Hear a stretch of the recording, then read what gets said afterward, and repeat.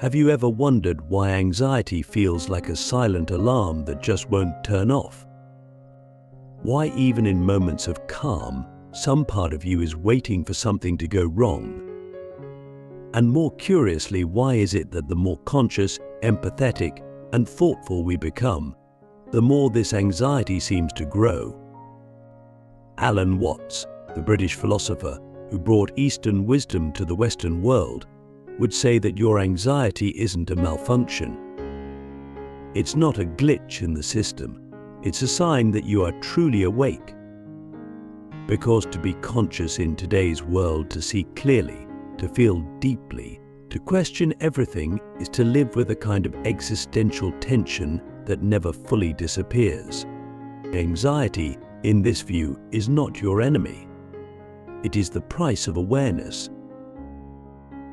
Let's start with the core idea that Watts emphasized again and again, that life is not a problem to be solved, but an experience to be lived. But here's the catch: most of us were raised to believe the opposite. We were taught that life should be controlled, optimized, predicted. That if we just work hard, plan better, think more, we can finally reach a place of certainty and peace. But that place never comes, and the anxiety builds. Because deep down we know the truth. Life is uncertain, chaotic, wildly unpredictable. And the more we try to control it, the more we suffer. Watts argued that anxiety is not the result of chaos, but of resisting chaos. It's our grasping, our clinging, our need for guarantees that creates the very fear we wish to eliminate. Click subscribe to this channel to get more profound insights. Think about it. When you're anxious, what are you really afraid of? It's almost never the present moment. It's the future. It's the unknown. It's the possibility that something might go wrong. But Watts would ask you to look even deeper. He'd say, who is this you that's trying so hard to control life? Who is the self that fears the unknown? And that's where the real philosophical journey begins. Because what we call anxiety is often the ego's desperate attempt to maintain its illusion of control. The ego wants to feel separate, solid, in charge. But reality, true, raw, unscripted reality doesn't play by those rules. And when we realize that, the ego begins to panic. That panic is what we feel as anxiety. But the panic itself is a gift. It's a crack in the illusion, a moment of awakening. Let me ask you a question that might change the way you see your anxiety forever. What if anxiety isn't something to get rid of, but something to listen to? What if it's not a sign that you're broken, but that you're paying attention? Because here's the paradox Watts reveals: the more awake you become, the more you see the absurdity of trying to control a universe that is fundamentally uncontrollable. And that seeing, that awareness, is both terrifying and liberating. Terrifying because it shatters the illusion of safety. Liberating because it frees you from the exhausting task of pretending you're in charge of everything.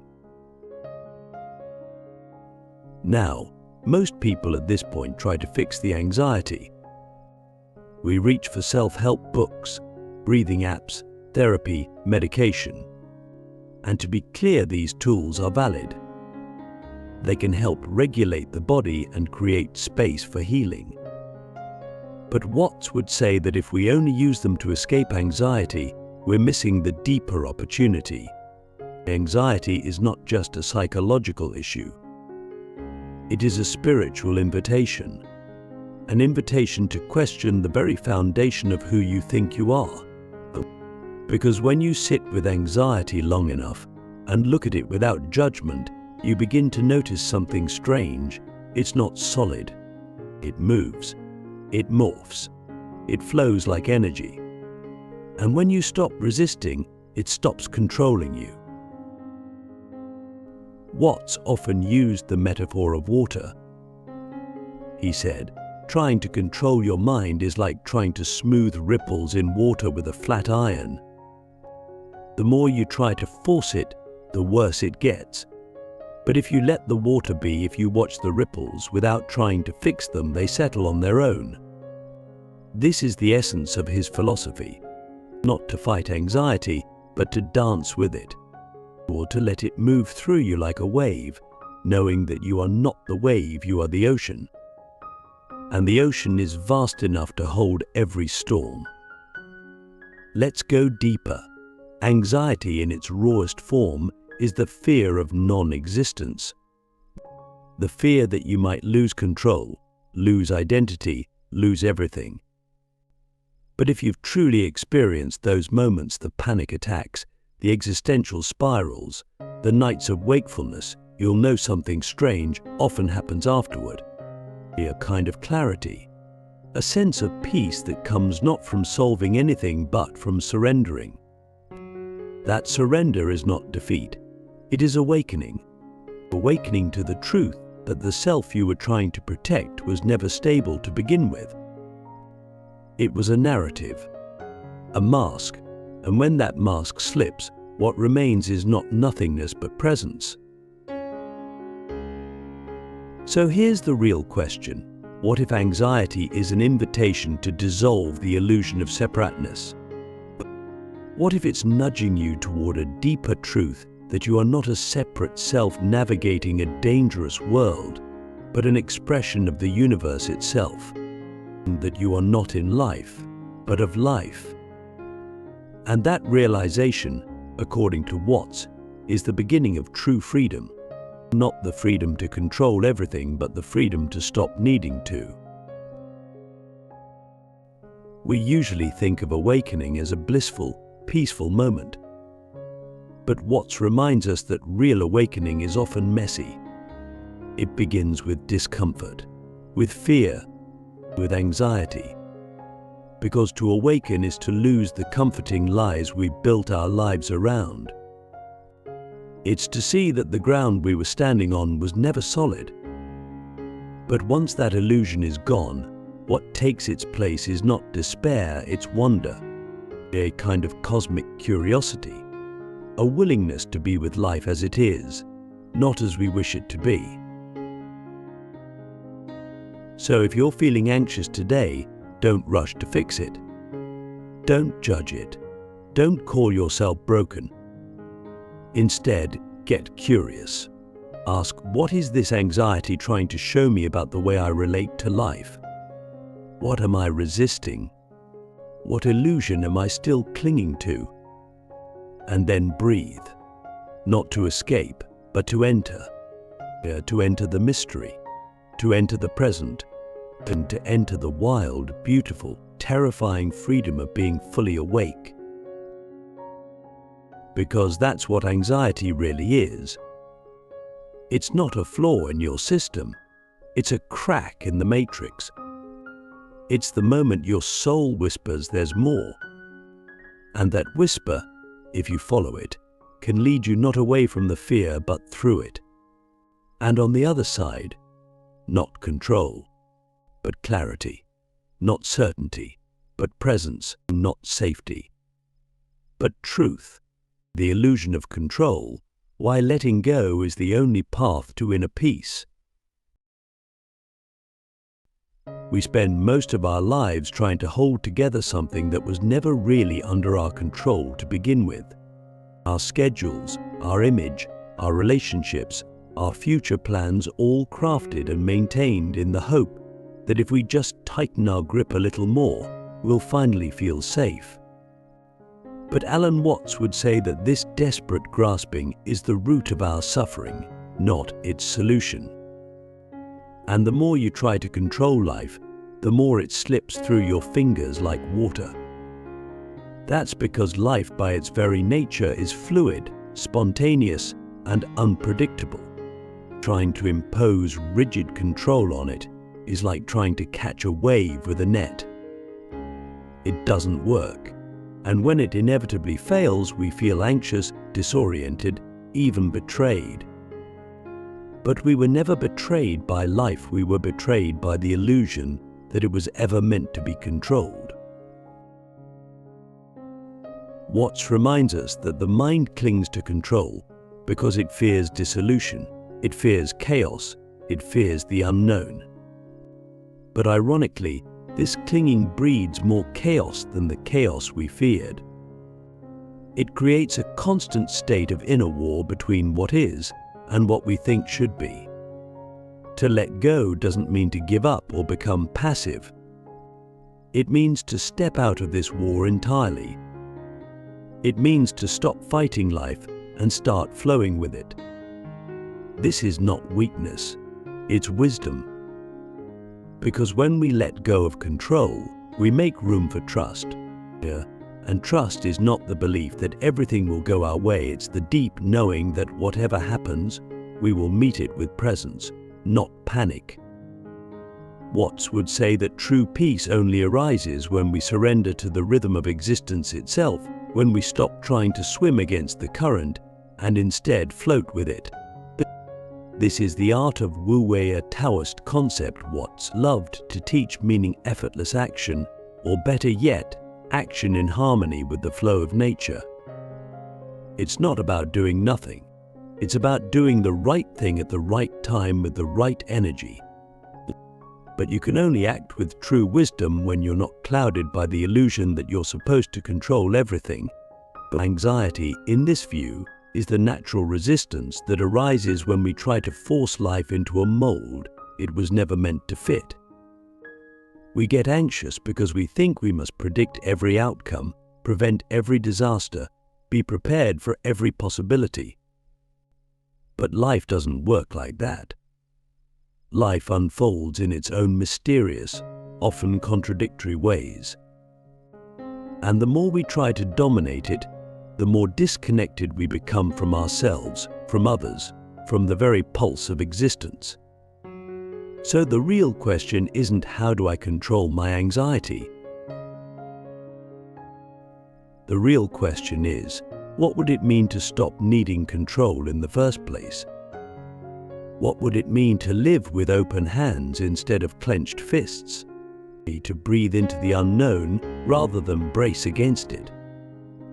To feel the fear, the uncertainty, the rawness of being human and not run from it, but bow to it? Watts would gently laugh and say, you are not a stranger dropped into this world. You are the world. And when you remember that, you stop trying to dominate life and start letting life move through you. You become the dance, not the dancer, and the wave, not the surfer. And in that shift, anxiety loses its grip not because you conquered it, but because you no longer need to. Because now you see, the thing you were so afraid to let go of was never holding you in the first place. It was you holding on. And when you release that grip, you don't fall, you fly. Anxiety as enlightenment, how fear awakens the deepest truth of who you are. There's a moment, usually quiet, often terrifying, when your anxiety stops being something you want to banish and starts becoming something you want to understand. It's a subtle shift, but when it happens, everything changes. The racing thoughts, the tight chest, the dread that hovers over even ordinary days, suddenly, they are not just symptoms.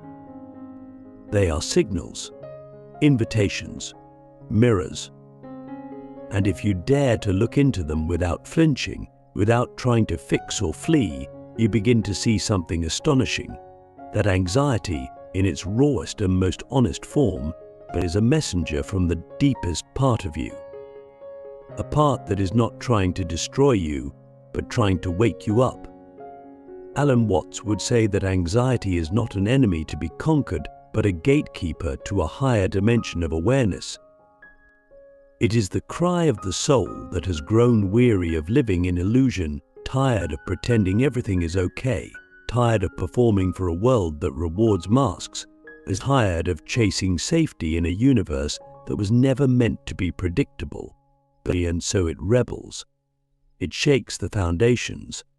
It disrupts the routine, not to punish you, but to initiate you.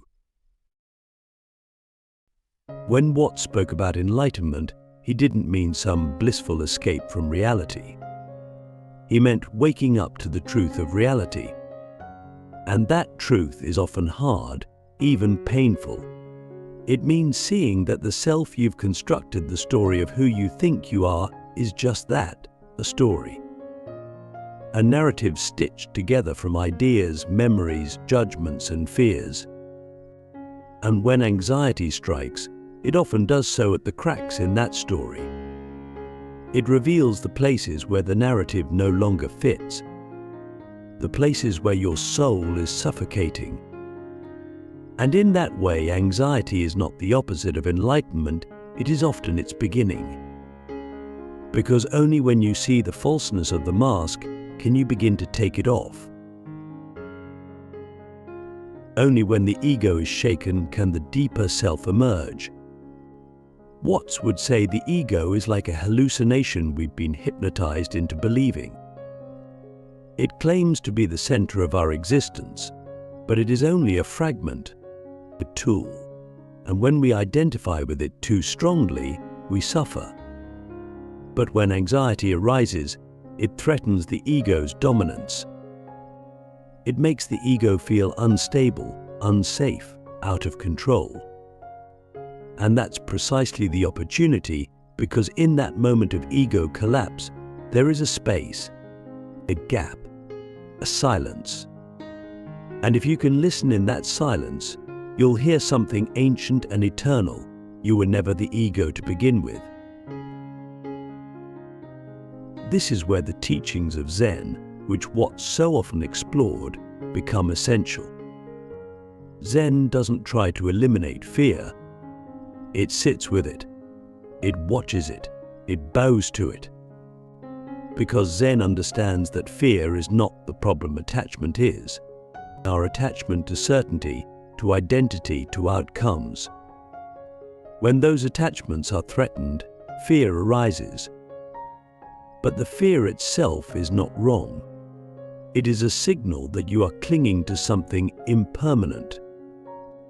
And in that moment you have a choice. You can cling harder, or you can let go.